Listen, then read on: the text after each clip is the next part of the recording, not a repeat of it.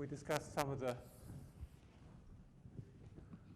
we ended up with discussing mixing as a principle in ergodic theory, as an invariant.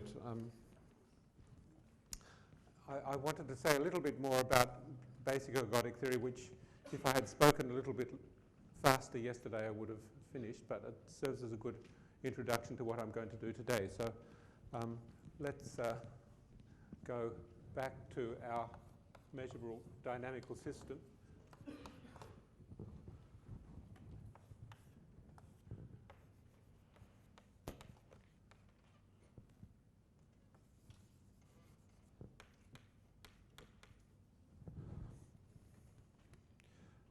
And let's define SF, which is the Koopman operator.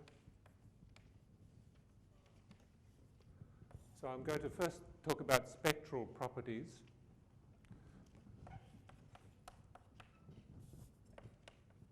And say F is in L2 of X mu.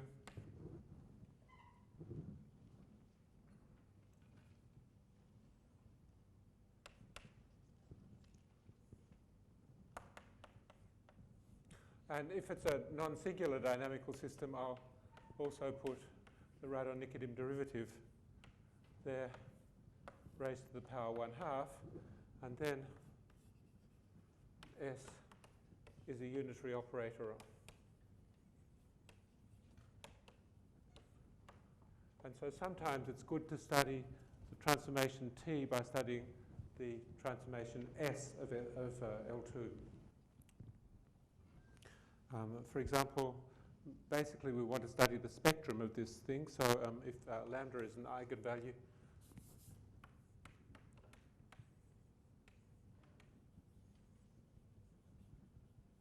means there exists an F in L2 with SF equals lambda F.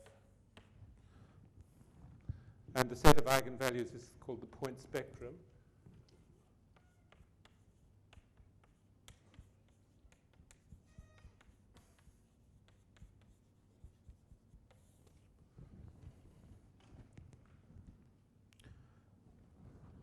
But of course, other things, as we know, if the operator theory people were here instead of being in Bangalore, they would tell us that other things can happen than you have point spectrum.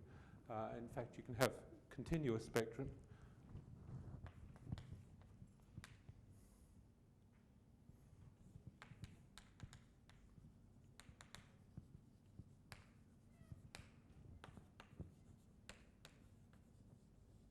So it means SH equals H.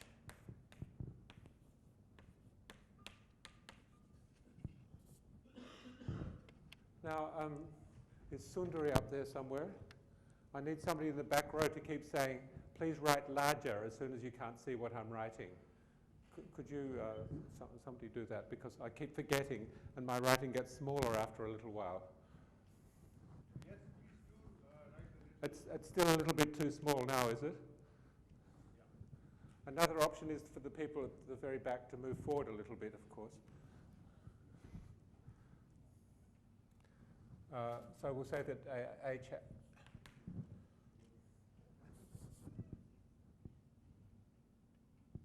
with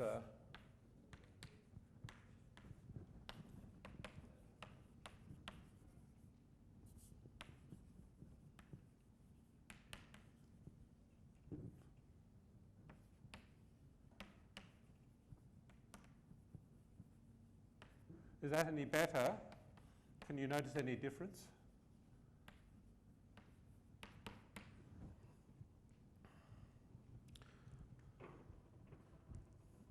And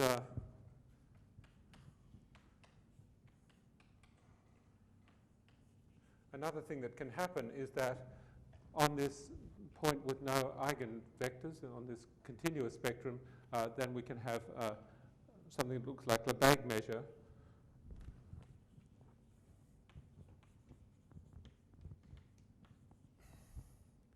Call it Fij.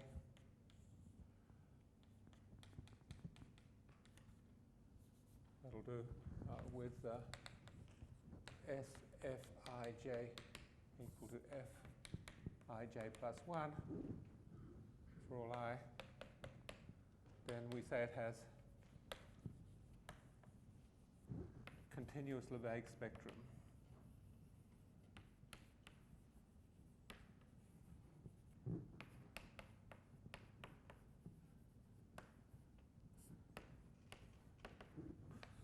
So in terms of these definitions, we can now characterize what mix is, or say some things about the spectrum of mixing transformations.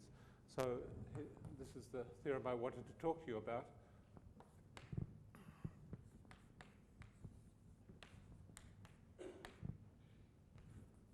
If it's measure preserving,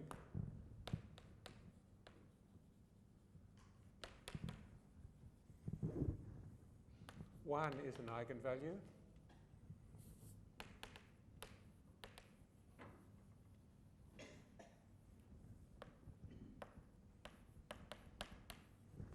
So is this size writing any bigger, and can you see it? Or do I need to write still bigger? It's much bigger than yesterday. It is bigger. Okay, that's good. Thank you. But by the end of an hour and a half, I think it will get very small again. Well, I'll tell you. Thank you.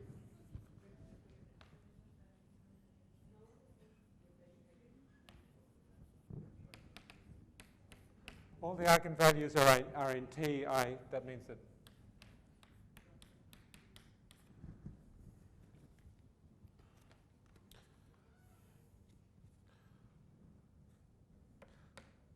so here are some characterizations. If T is ergodic,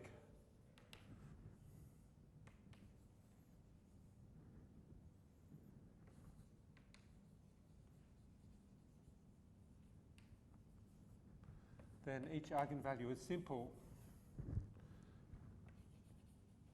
and form a subgroup.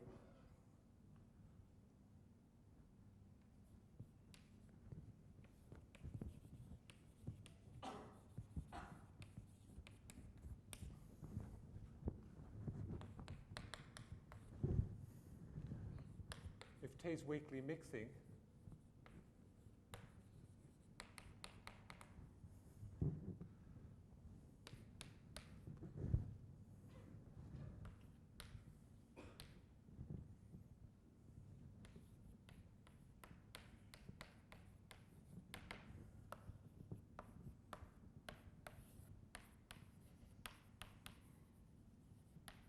so if you take the orthogonal complement of the constants in L2, then S has got continuous spectrum on that bit. That's what weakly mixing implies. And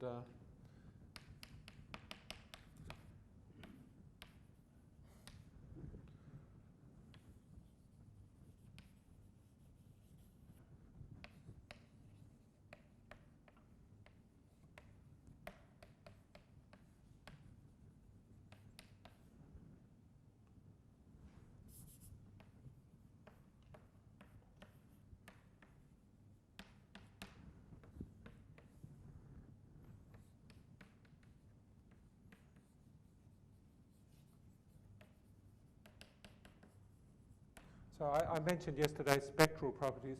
These are examples of spectral properties. So these properties of the spectrum actually characterize things about the action. Here are some exercises.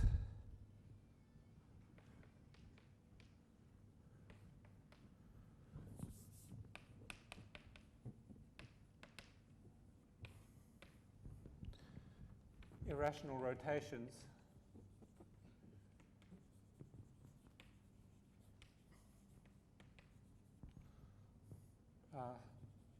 ergodic but not weak mixing.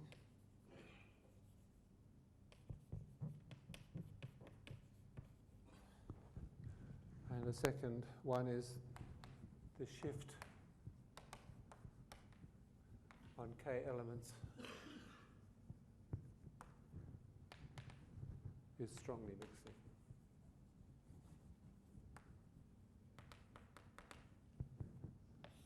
And these can be proved using that spectral theorem quite easily. I think that maybe Professor Rao's notes had some clues about these things as well. So that was the first topic that I wanted to talk about, which, as I said, yes?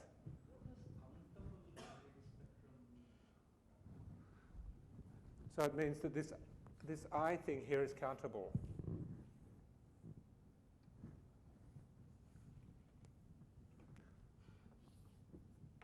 So this is continuous spectrums.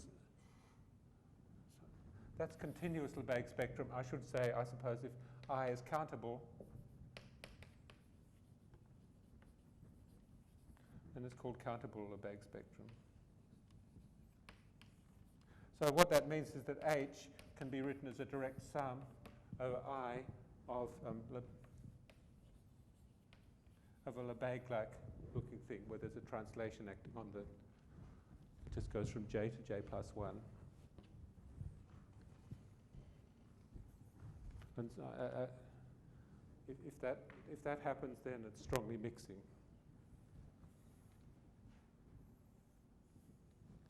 So the other topic I wanted to talk about are induced transformations and Rockland's lemma.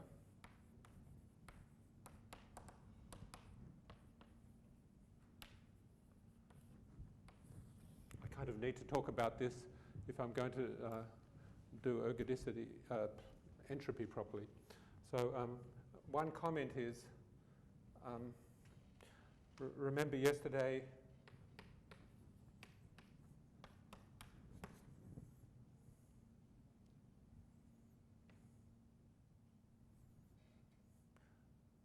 I guess it can be a non-singular system actually.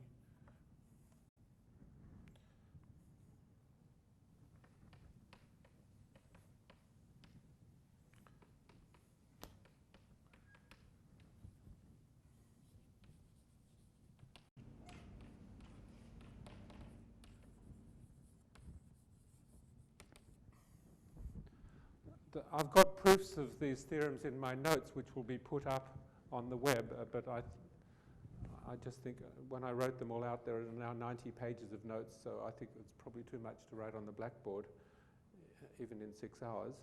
So I'm leaving out most of the proofs, but anyway, you can look up the notes. These are fairly standard things. So remember the induced transformation, where we had a subset A here. We started with X, maybe Tx is outside A.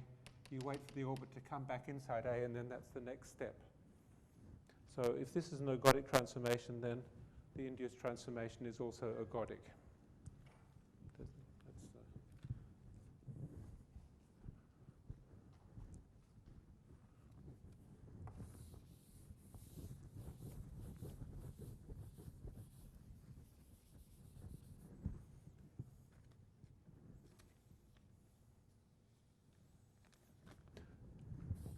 So inspired by that, or in the same kind of line, let me tell you about Rockland's lemma.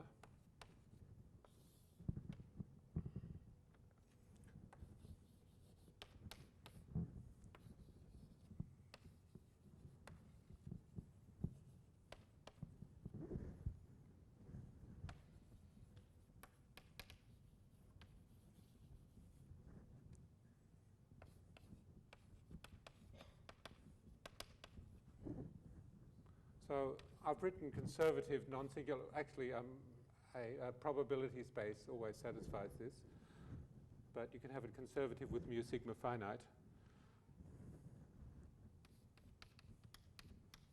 Let's fix epsilon greater than 0 and fix n greater than or equal to 1. Then there exists a set E in B of positive measure with the set of all t to the minus 1 e minus j e, j equals 0 to n, are disjoint.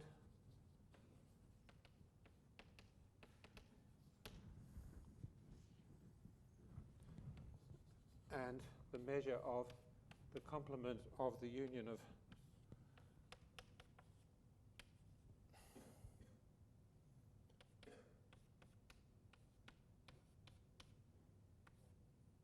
is less than epsilon. So what is this? This says that inside any ergodic system, you can actually create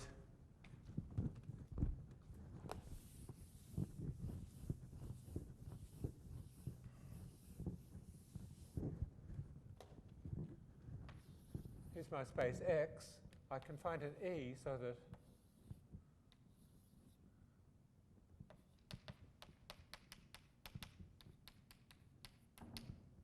etc. so that these guys, there are n of these guys, and they fill up all but epsilon of the space. So that means I can draw a picture of the space that looks like this. There's E at the bottom, then there's, well, it doesn't matter whether I have plus or minus 1E.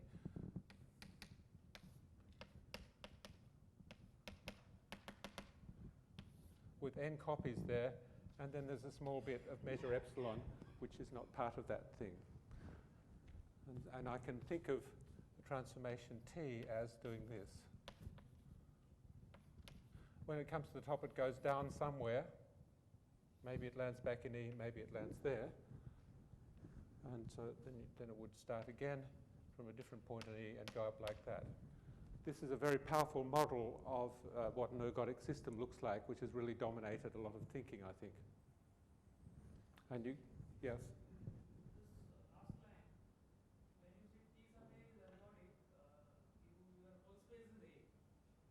A is a set of. Hmm? Well, you're replacing X with A, and you're using the induced transformation. So TA is you go outside A, and then on the first entry time back into A, then that's what the induced transformation looks like.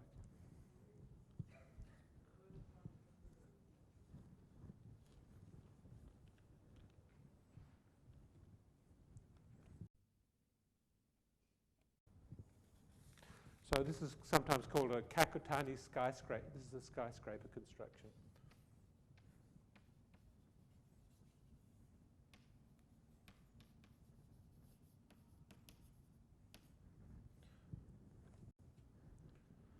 I think it's a kind of New York view of mathematics, and probably Kakutani invented that after he moved to the United States. Right, kind of completes what I really wanted to say about the classical ergodic theory, and ideally I would have, the 10 minutes I've just spent I would have liked to have done yesterday, but on the other hand I spent some time motivating yesterday, which I think was probably good.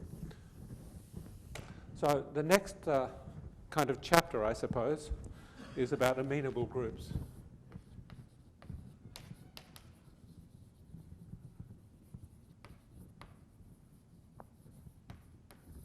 So a lot of this classical stuff has been generalized to amenable groups, probably starting in about 1980 or so. Benjamin Weiss and people like that have done a major amount trying to make all this classical ergodic theory work for amenable groups. So I'd like to tell you some of the highlights of that. Let's just recall, probably unnecessarily for most of the audience here, what an amenable group is.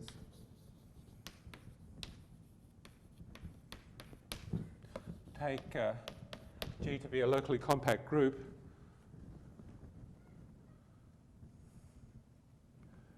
And we'll take a subset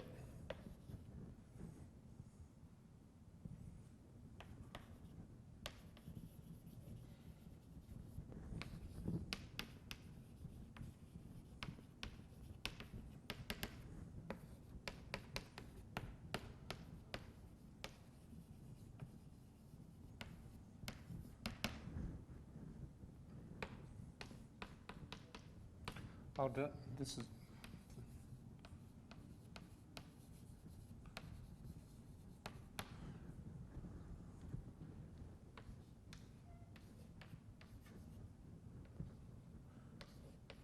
for every G in G, the limit as n goes to infinity of G times Fn, symmetric difference with Fn, Lebesgue measure divided by the measure of Fn equals 0.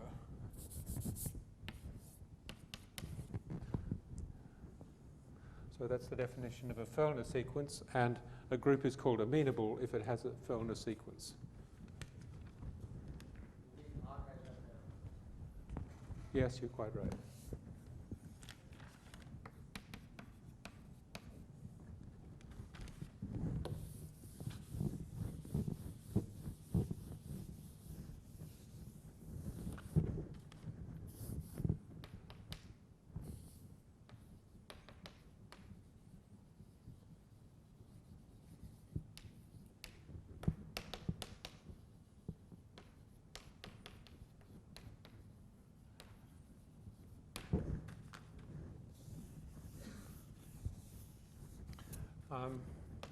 So if G equals Z, then you can take Fn to be minus n up to n, say.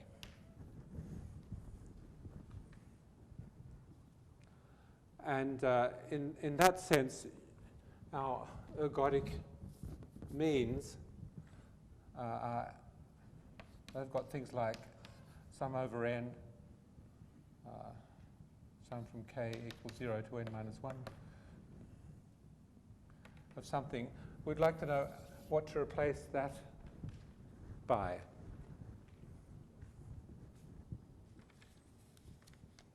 Actually, maybe I'll just let's think about 0 up to n minus 1. That would make it even clearer.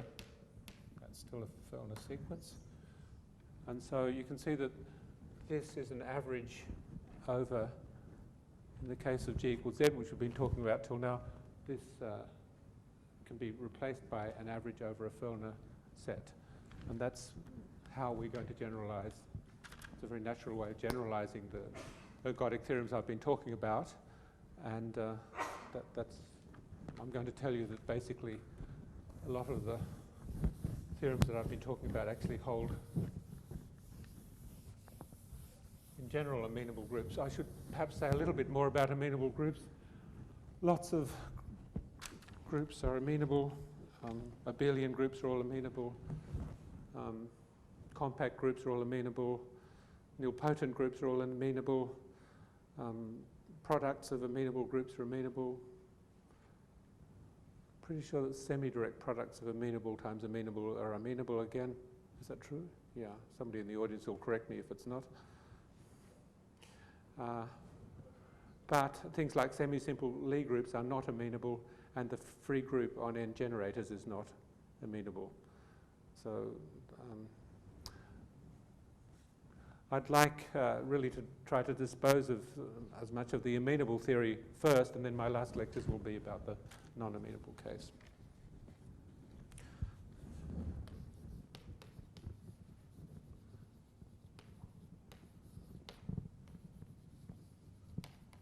However, I formulated a lot of the ergodic theorems yesterday in terms of operators on Banach spaces rather than just F composed T n, and it's probably better, and it actually works a lot better when you come to generalize these theorems to replace these averages with a sequence of measures, probability measures,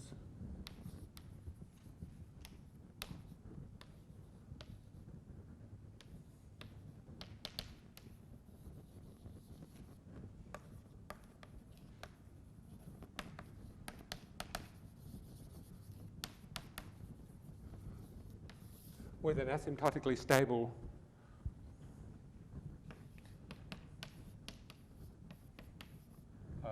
sequence of probability measures. That means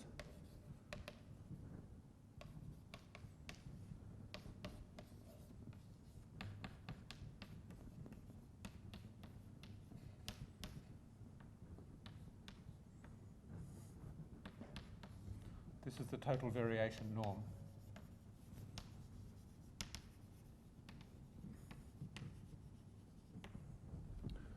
And so an example is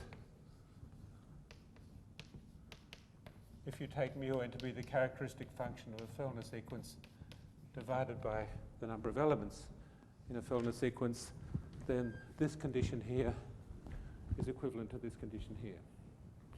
But some of the theorems are more smooth if you state them in terms of asymptotically stable.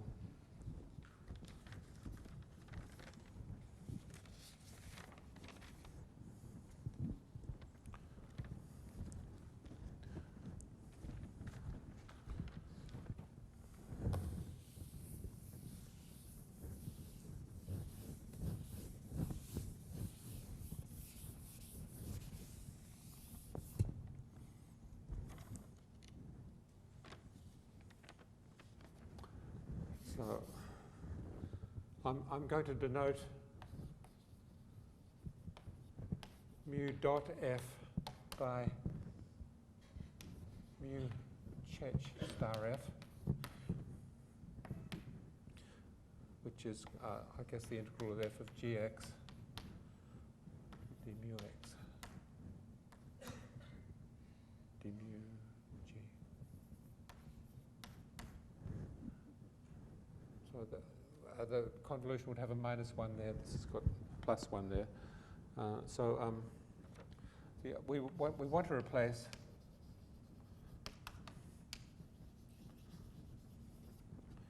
(1 over n), the sum from k equals 0 to n minus 1, with mu n star f.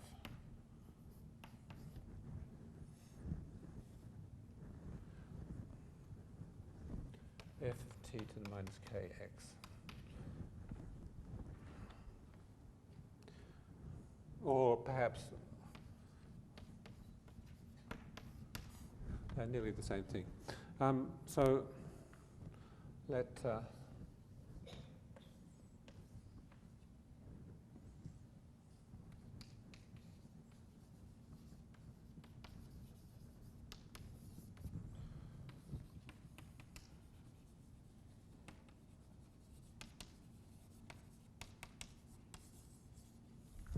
So I was using exactly the same with the Z invariant or the T invariant sigma algebra.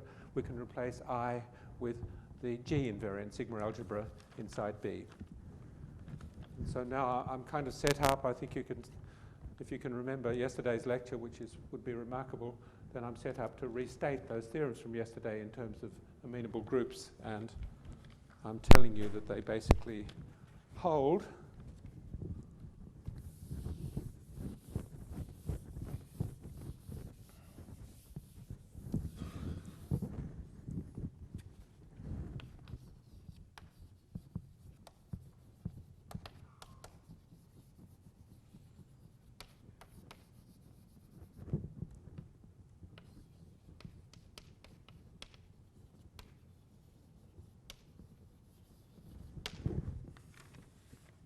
So there's a mean ergodic theorem, for example.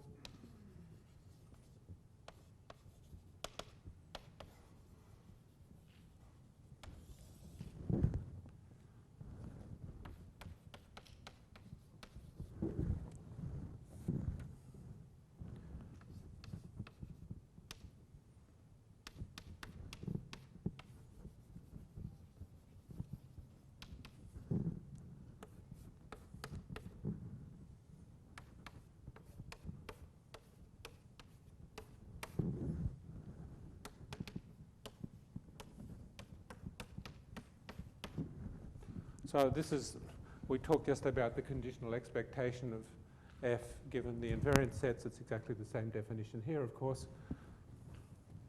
And so here's a statement of the mean ergodic theorem for amenable groups. And there's also a pointwise